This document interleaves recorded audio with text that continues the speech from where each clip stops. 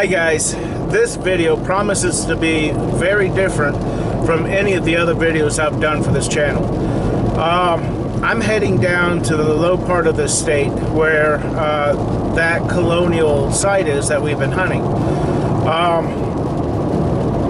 So far, most of what we found out there is 1800 stuff, not so much 1700 stuff, but that is telling us a story that we didn't expect to come out of that property. It's a very large property. I think, personally, we haven't hit on the location of that property that we're looking for yet. So we have a lot of searching to do yet. Meanwhile, today I hope to meet with a guy.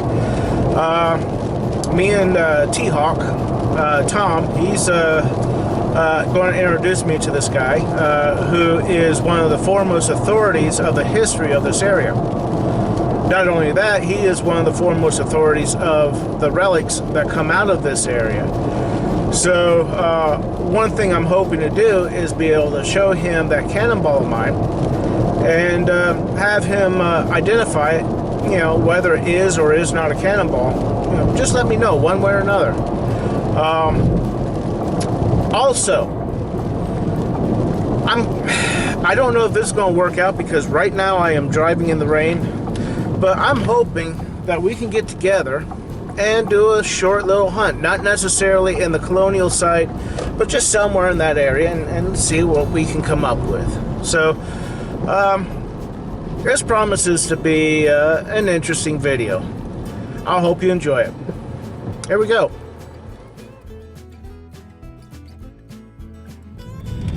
Before we meet this guy I told you about earlier we're going to meet, his name is Roy Christie. Before we head out to meet him, Tom's going to take me around, show me a few interesting things he says is going to blow my mind. So we shall see. We'll see how things go.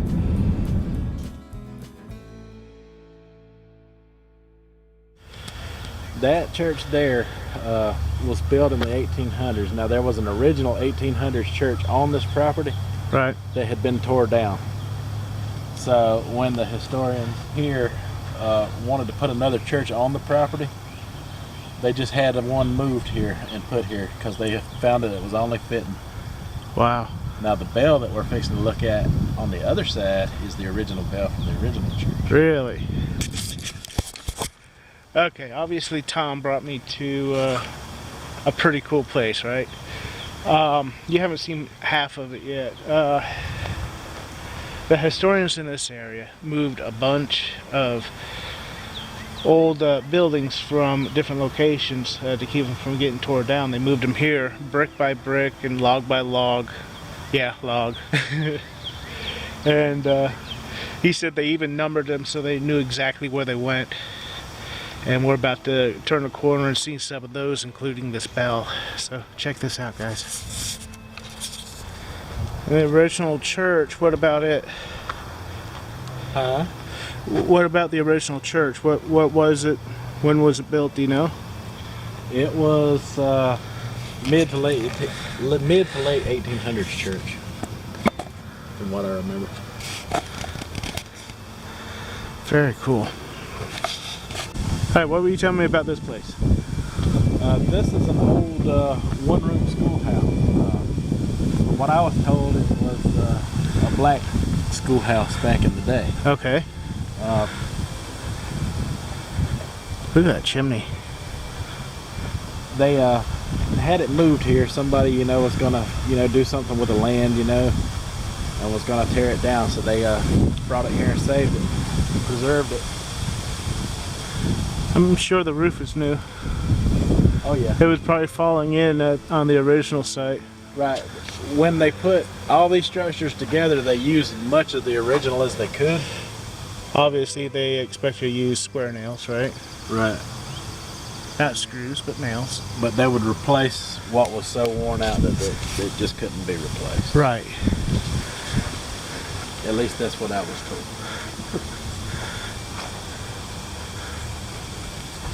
Pine Grove School.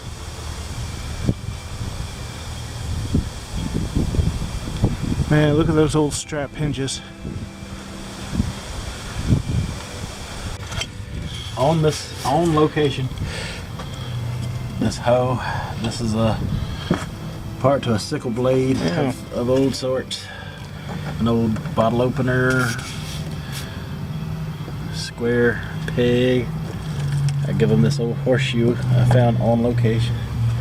I need to clean that stuff up for them. When you say you found them on location, you found them on location for this place? Yes. Okay.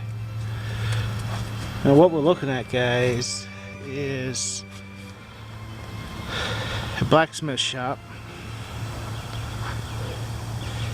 in as original condition as you can get.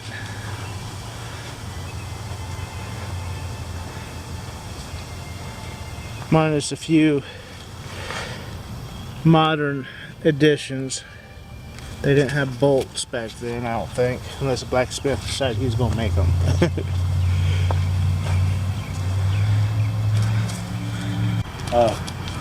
All of these homes that have been preserved were pulled out of locations where they were just falling apart and in ruins, and they just brought them here piece by piece and reassembled them just to save them. That's their love for history. So. This was a meat curing building, or probably, I don't know if it'd be a smokehouse or what. Probably not. I don't know how they did it in the day. Still has a ham hanging there. How about that?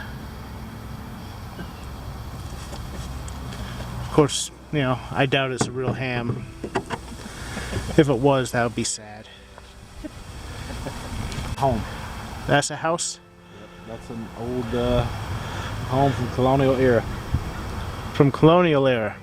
That's a colonial era home, and so is that one. They're both houses.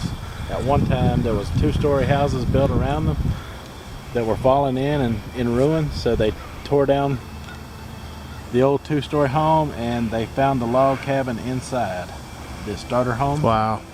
And they completely redid the starter homes and saved them and moved them out here for everybody to enjoy. This is like a big museum, the whole place, and the historians love to hold events here and show it off to the public. Very cool. I imagine if they had a home built around these, it probably helped preserve it quite. Got the names of the cabins of the families who owned them. Sure enough. What was that, Gray Log Cabin? Yep, that's the Gray family. What the town of Graycourt is actually named after. Well, there you go. The beams. A loft up there. I wonder if that was like a bedroom up there or what? Yes, it is. Is it? Uh-huh. Now there's a sturdy chimney made with sturdy stone. Look at that.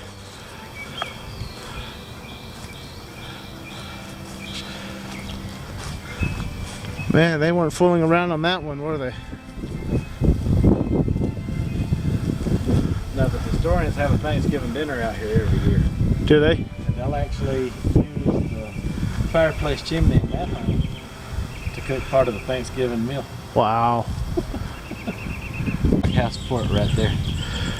That's a blockhouse fort. It is, and it's 3 stories. It has a bottom level, then it has a second floor with a staircase on it. Okay. And then it's got a 3rd floor. They keep the women on the 2nd floor during attacks and raids, and the men would fire from the top down onto the approaching parties. These were built for protection, and there was one place with every so many miles in colonial times for the residents locally to get to, pile up in these things for protection. Wow. But this is what an actual blockhouse fort looked like. Now they put this thing back together the best they could, you know, from where it was originally moved from. Right. Over here on this side, you'll see the front door. according to Sarah, that this log with the cutout hole Yeah. should have actually been further up. That would have been actually where they stuck their guns out to fire from the approach part. That's one of the original logs. A lot of the logs had to be replaced, so, but that's one of the original logs where, you know, they would have fired from. Right. So it just should have been up a log or two, huh? Right. Exactly. An old block fort. Yeah, this is something I didn't expect to see today.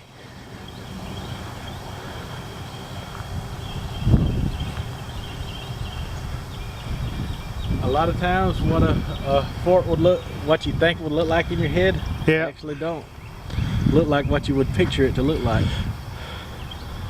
But that's a blockhouse fort. That's pretty cool. That's amazing.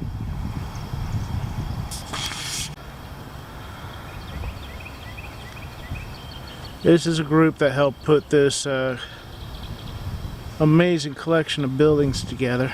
There's that blockhouse. The two colonial houses.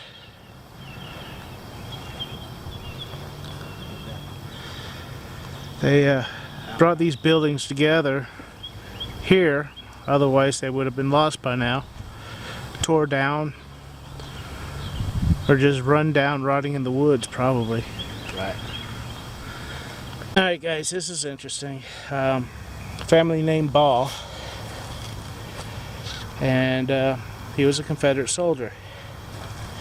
He's got the Iron Cross. These things are becoming more and more scarce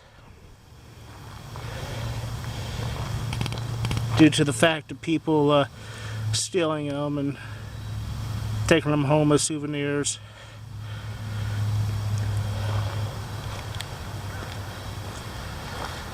But once in a while down here in South Carolina you'll come across these things.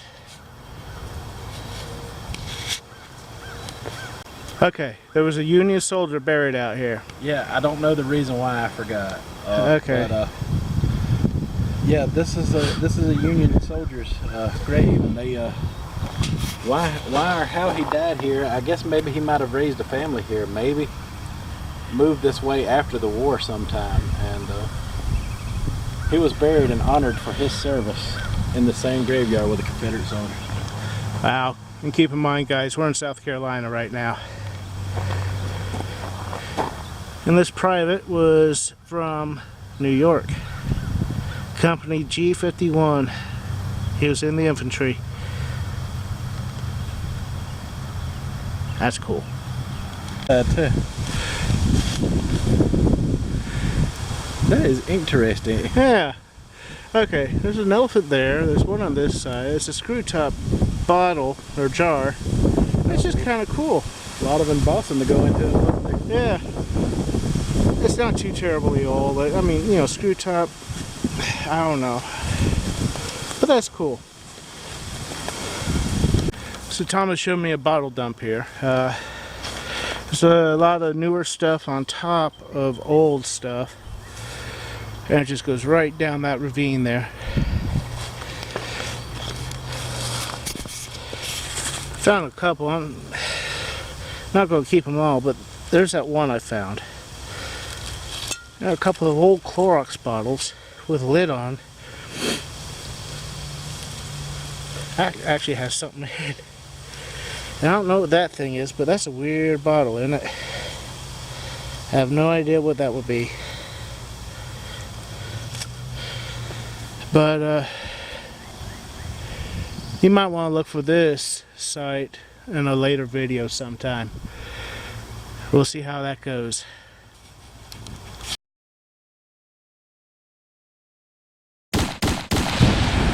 Alright guys, we are at a new location Tom's showing me here.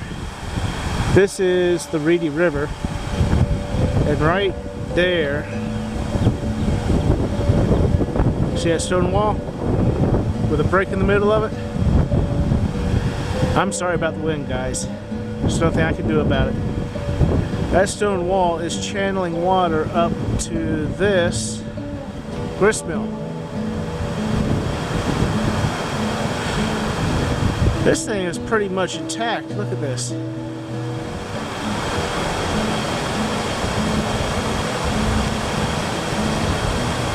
Wow. I see the paddle wheel on the other side there. Look at that big gear.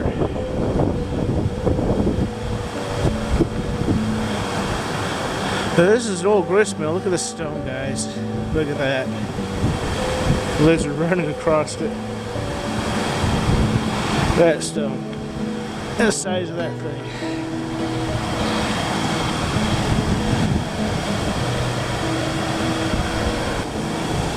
Look at that wheel. Look at that wheel. It's not connected anymore. It's pretty cool, Tom. Yeah. I'm not going to cross over there. Oh, I know that.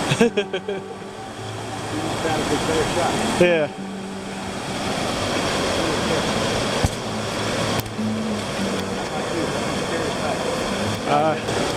Looks like something would turn there, which would turn that mechanism there, which would go up into the floor and turn the stone we just saw. It's as simple as that. I definitely know that it goes into the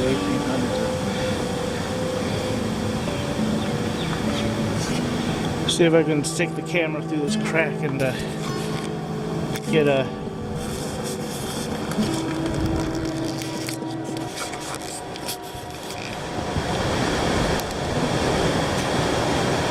see those steps going up.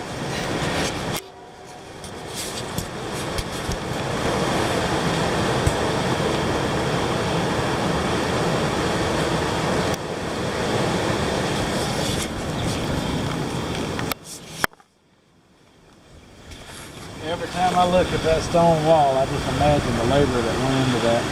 No doubt. Back into the wind, and we can see it from this side.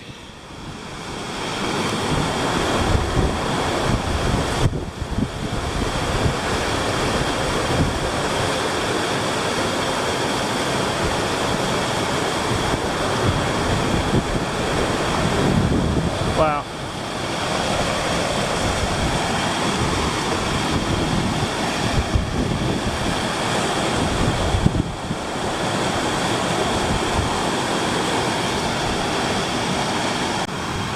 Alright guys, I have a stowaway.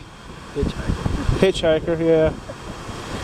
Tom tells me this is a female Lone Star tick. I wouldn't have known. You can have them just the same.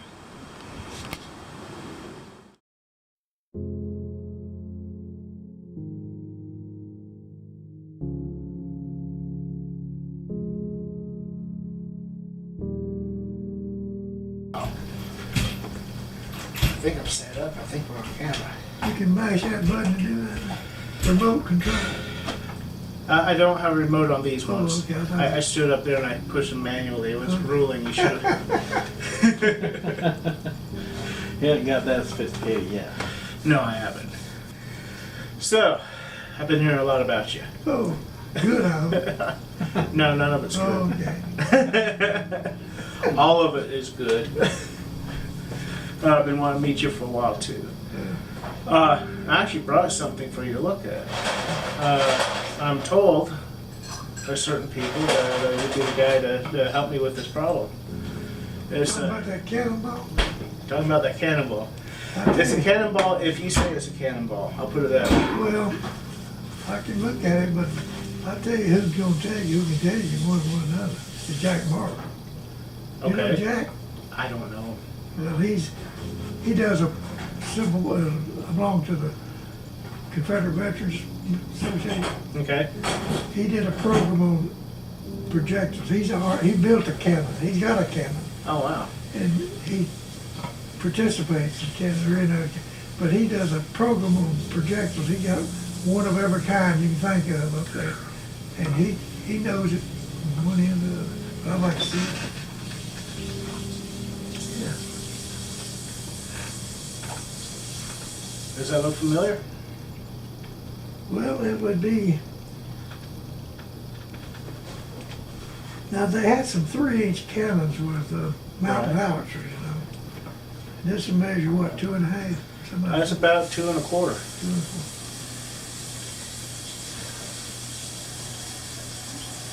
Well, we mentioned it before. That could be case shot. Okay. For big guns, the 14-inch Right. guns. Put several in there. Look at that there, right there. Could that be 2 mounts that went on? See what I'm talking about? 2 mounts.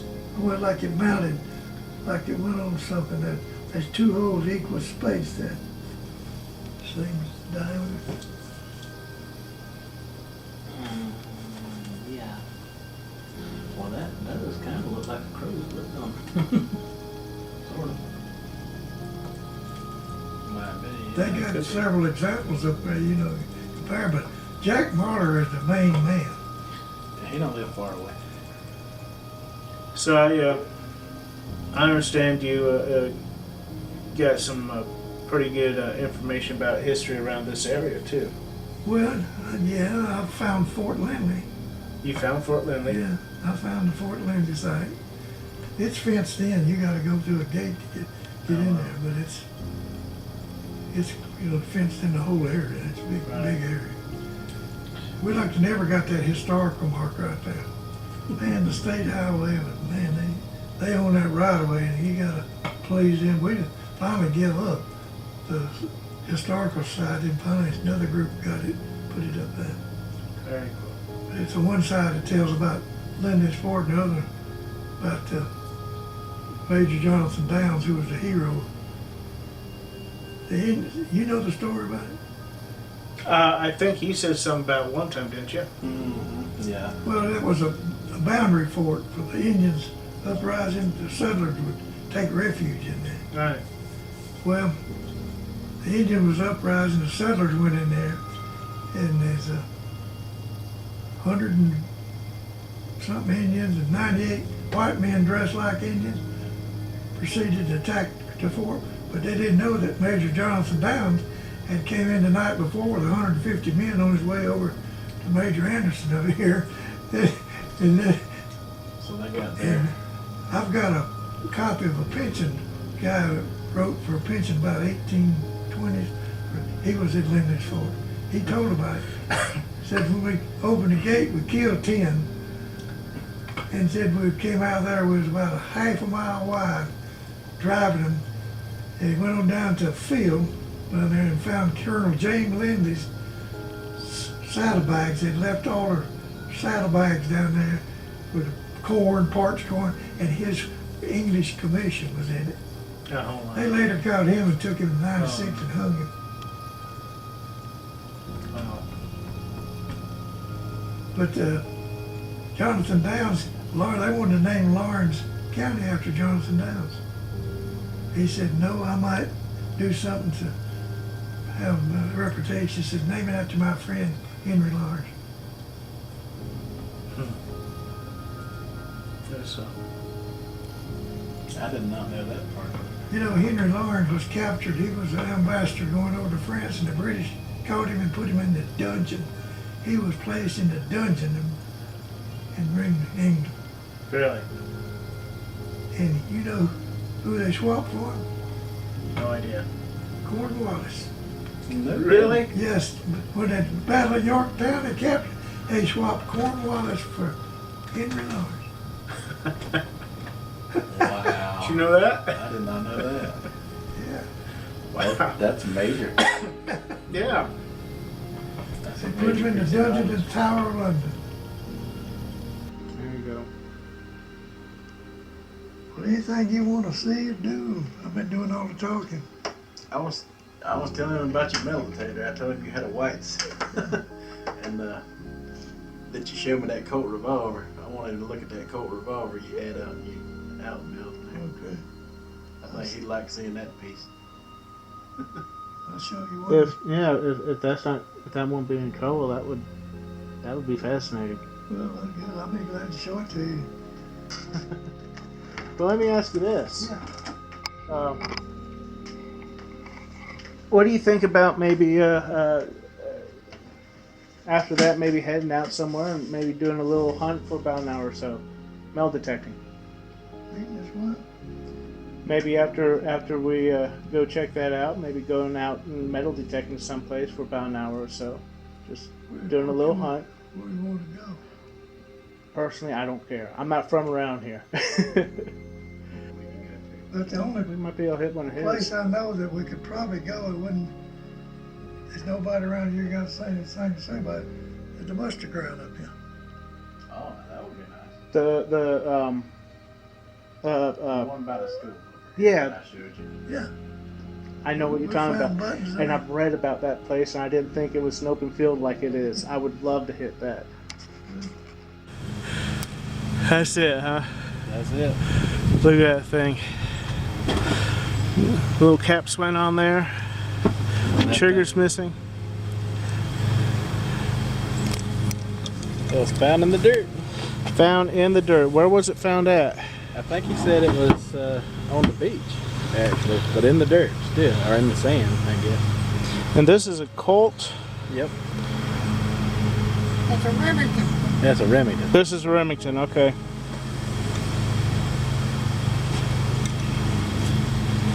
You got good hearing. Alright guys, T-Hawk just went in to grab his gear. We're going to head out to this location and we're going to get a hunt in. It's actually a location that I've been wanting to hit for a few years.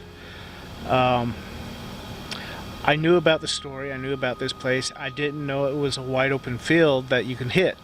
There used to be a tavern sitting in this one location, and during the Revolutionary War era, the Patriots would gather at the tavern and pretty much get drunk until everybody showed up, and then they would go across the street to this wide open field, and they would go through their military routine. It was a muster field. Well, they're doing that drunk, and you can imagine what kind of stuff they let drop. Well, there's a large part of that field still remains a field, and we're going to go hit that now. We drove by it a little while ago, and it looks like it's the grass is going to be kind of high, so it's going to be a little tricky, but I'm excited about this hunt. It's just going to be a short hunt, but I'm going to get to hit a place I've been wanting to hit for a while. So here we go. Yeah, I've been wanting to go to this place for a while. Well, we're out here. Mr. Roy Christie's right over here. We got T-Hawk right there. This is it, guys. This is what's left of this field. Mr. Christie has actually pulled a few things out of here already, a few buttons and what have you. So hopefully we can do it today too. We just had some rain this week and we had a little bit this morning, so hopefully the ground's conductive enough. We'll see how this goes. Both T-Hawk and Roy Christie are working on signals here. Roy was digging at something. I just found something here. I'm going to check it out. But the problem we have, look at this grass. They need to bring a hay baler in here. You know that? You just can't get the coil close enough, and I got my little 5x8 on, so. But we're doing the best we can. Video. I just want to say I appreciate you taking time for us. Oh, no problem. I don't know how long we're going to stay here too. This grass is terrible. Yeah. But You know where it's at. yeah. They might cut the hay. Somebody might cut the hay on it. I hope so. But I really appreciate your time, showing us what you showed us and bringing us out here. Like a log cabin? The log cabin? Yeah, I'm going up there right now. No, about 3. We might save that for another time. I'm down here about once every 3 weeks, so I'm making this a steady pilgrimage as it is. So but that sounds cool. That sounds cool. You too. Thank you very much. Yeah, he's asking if I want to see his log cabin. He built an authentic log cabin from scratch. I mean, it's just the kind of guy he is. I hope to run into him many more times, so that's pretty cool. But until then, we're going to give this field a few more hits here, see what we can come up with. The T-Hawk's on a signal there. He's found something. Let's go see what he's got.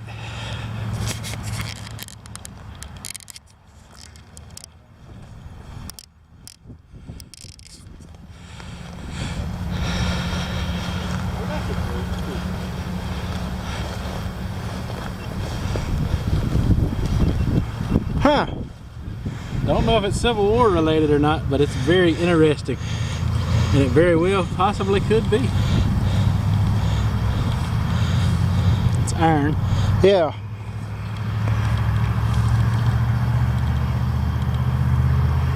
That is interesting. I don't know. I like the shape of it. I think this was Rev War, though.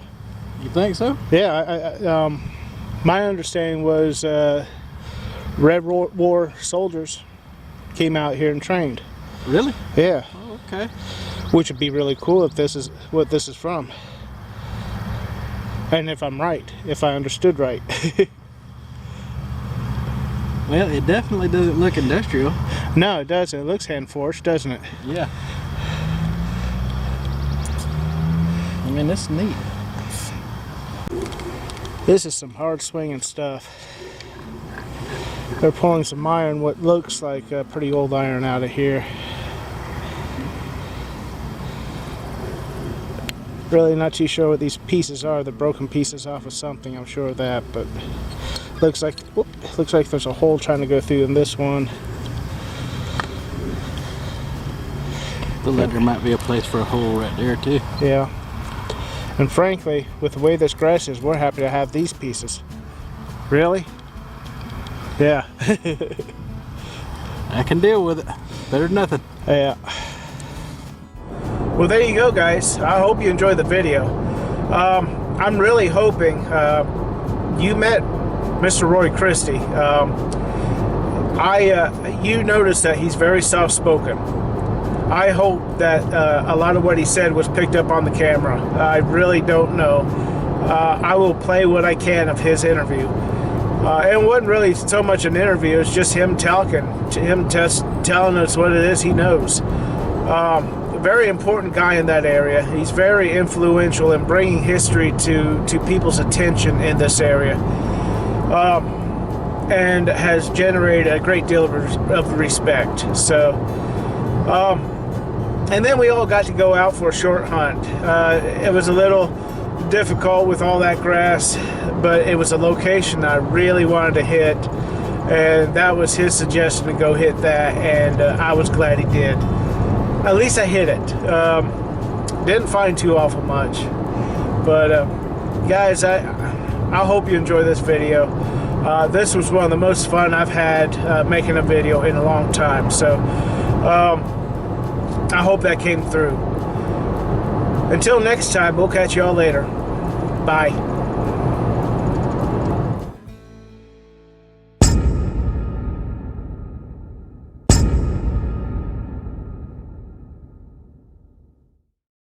So Mr. Roy Christie just handed me my green card to be a Southerner. Confederate State of America. I'm inaugurated now. Here's what it says if you start acting like a damn Yankee. Okay, well. They take you to the Potomac, send you back across.